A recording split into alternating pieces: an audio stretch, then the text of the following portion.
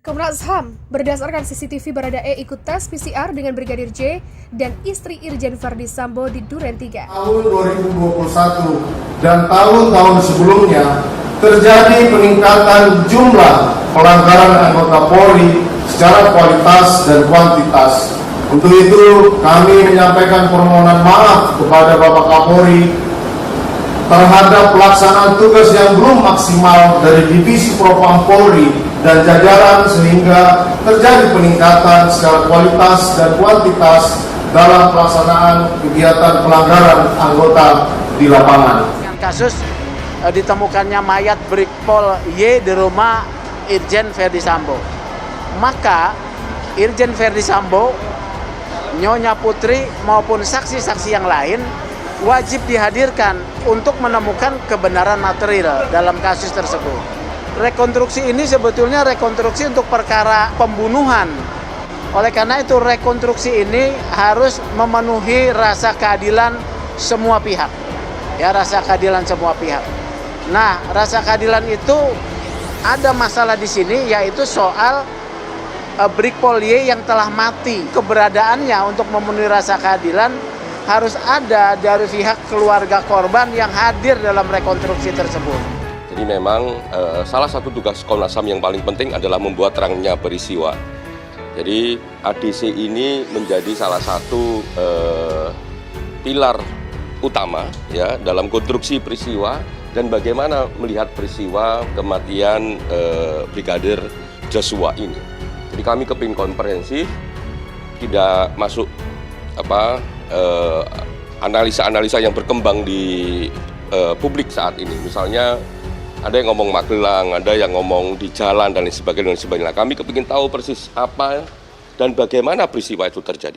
Di dalam salah satu video yang diperiksa Komnas HAM hari ini, Barada Eliezer atau Baradae Brigadir Nofriansyah Yosua Huta Barat dan istri Irjen Verdi Sambo tampak melakukan tes PCR di Duren 3. Baradae adalah salah satu yang berada dalam rombongan di Magelang menuju Jakarta, yang dalam video itu terekam juga datang dan melakukan PCR.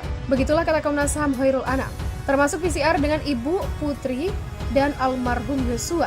Ada penumpang yang lain juga.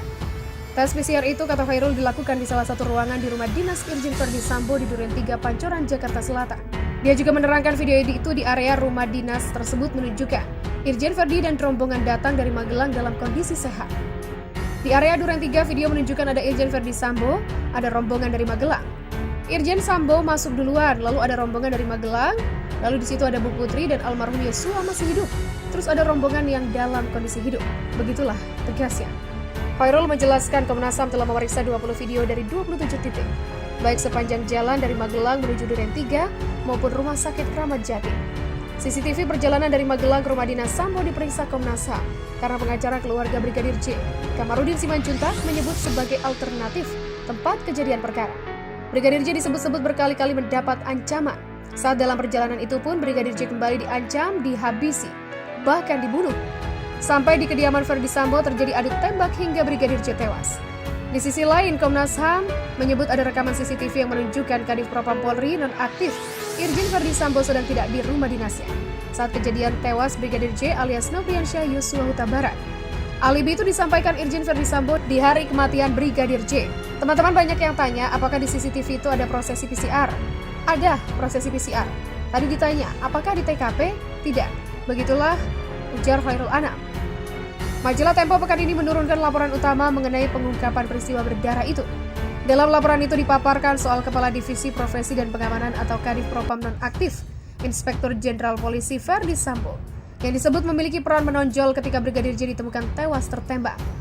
Sumber Tempo menjelaskan bahwa Sambo juga meminta anak buah divisinya itu untuk datang ke lokasi kejadian perkara dan menghubungi pihak Polres Metro Jakarta Selatan. Sumber itu mengatakan olah TKP tidak maksimal.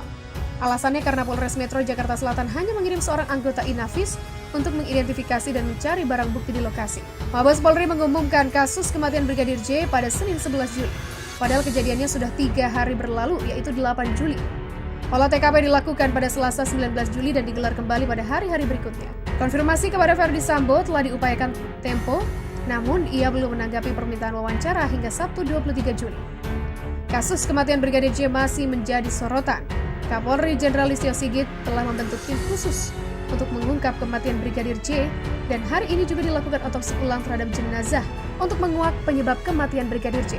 Ajudan Irjen Pol Verdi Sambo Baradae berjalan memasuki ruangan untuk dimintai keterangan di kantor Komnas HAM. Kemarin pihaknya telah melakukan pemeriksaan kepada 7 ajudan Kadif Propam Polri nonaktif Irjen Verdi Sambo, termasuk salah satunya juga Baradae. Menurut keterangan Ahmad Taufan, Baradae terlihat tenang saat diperiksa Komnas HAM. Baradae merupakan satu dari 6 ajudan Kadif Propam Polri nonaktif Irjen Verdi Sambo yang dipanggil untuk diperiksa oleh Komisi Nasional Hak Asasi Manusia.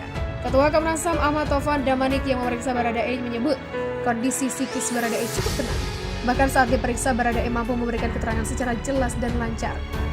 Ahmad Taufan Damanik pun menyampaikan kesannya terkait kondisi psikis Baradae tersebut. Baradae ketika memberikan keterangan seperti apa kejadiannya, dia mulai dari mana, menjelaskan aspek-aspek lain secara runtut, tenang. Begitu juga saat dimintai menegaskan adegan yang harus disimulasikan. Baradae mampu melakukannya dengan baik. Namun saat ditanya apakah 100% kondisi psikisnya tenang, Ahmad Taufan Damanik menyebut tidak.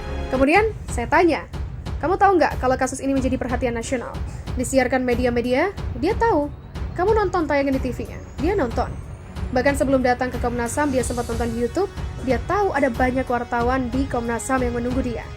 Ahmad Taufan menjelaskan Baradae tentu tidak 100% stabil tertangkap dari ekspresinya. Namun dijelaskan sekali lagi, dia cukup tenang untuk menjelaskan semua informasi keterangan yang dibutuhkan.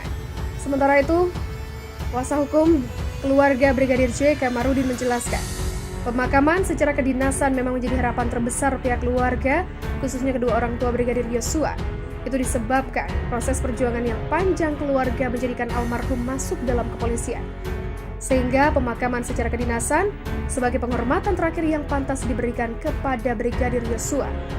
Setidaknya itu kan menghibur, karena klien saya ini bangga sekali dengan anaknya yang masuk polisi. Artinya dia bukan orang kaya, dia tinggal di gubuk kecil di sekolah perumahan guru, patut kita apresiasi. Begitulah katanya.